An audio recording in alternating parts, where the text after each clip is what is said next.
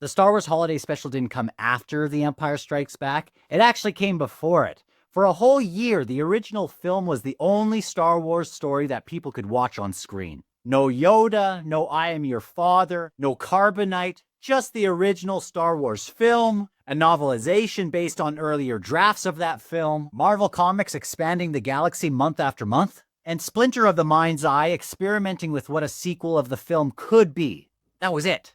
And then in November of 1978, the next year, Star Wars reappeared on primetime television in the form of the Star Wars Holiday Special. And if we only judge this by what Star Wars eventually became, it feels bizarre. But if we step back into 1978, it does become something much more revealing. In this channel, we're walking through Star Wars in release order to watch things develop in real time. Not to mock early experiments, not to argue legends versus canon, but to observe formation. And the Holiday Special might be one of the clearest formation moments in the entire saga. In 1978, Star Wars wasn't a completed mythology. It was a phenomenon, but it was still young.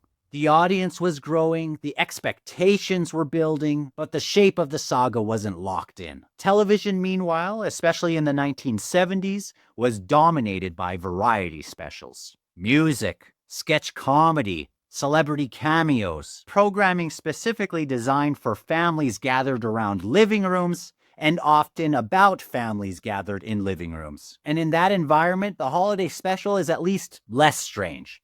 It's typical network packaging. The real question isn't why did this exist? It's, was the packaging aligned with what Star Wars was rapidly becoming? Strip away the musical numbers and the guest appearances, and the core premise is simple. The Empire occupies Chewbacca's home. Stormtroopers enter a domestic space. There's surveillance, control, intrusion. And I'll say this clearly, I think that as a core idea works just fine. Even the decision not to subtitle the Wookiees doesn't bother me. It's just a strange, alien, domestic environment that still feels somewhat familiar. And most importantly to me, and the thing where I think Star Wars is actually served within the special, the Empire is not played as a joke.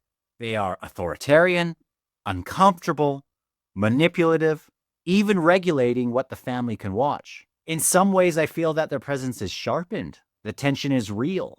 Even though there are some tonal moments that clash and it has that TV packaging to it that isn't necessarily ideal for maybe this sort of story, I do really like the scenes with the Empire. And then there was the animated segment. For many people in 1978, this was their first experience to Boba Fett. And more importantly, this was Star Wars stepping into animation. The Marvel Comics was expanding the galaxy on paper. This special briefly expands it visually in a completely different medium, without yet reaching its more permanent tone. It's testing formats, it's testing elasticity, it's continuing to see what it can hold. And with varying degrees of success, it's proving that it can hold a whole lot. Where the Holiday Special struggles, in my opinion, isn't its premise, it's its rhythm. The pacing drifts and isn't cohesive. The musical numbers linger. The comedy rarely sharpens into something memorable. And for me, watching it all these years later, the dominant experience isn't outrage. It's just distance. A sense that the mythic tone and grandness of Star Wars just isn't landing.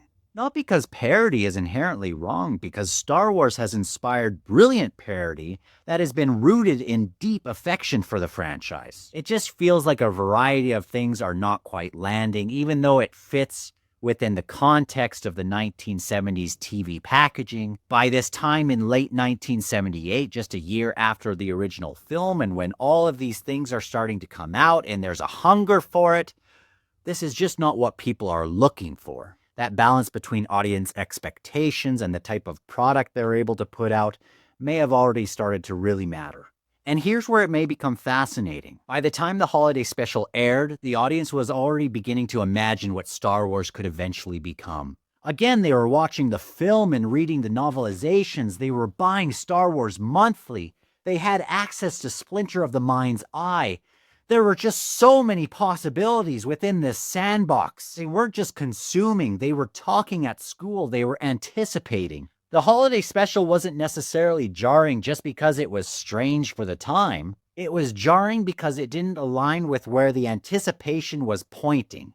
I think in a lot of ways fans knew something epic was on its way, but it just wasn't there yet. So the holiday special isn't necessarily a collapse, it's a collision between format and expectation. And those collisions have been incredibly revealing. So if you only experience Star Wars through some of its polished milestones within the films and TV shows, video games, comics, even many of these books behind me, you might miss some of the texture of development. And a lot of these little missteps are still interesting to experience in that light. Many of these are experiments, market tests, and sometimes even the early missteps can play a massive role in shaping the future of a franchise, sometimes even more than the triumphs do. The holiday special isn't simply an oddity.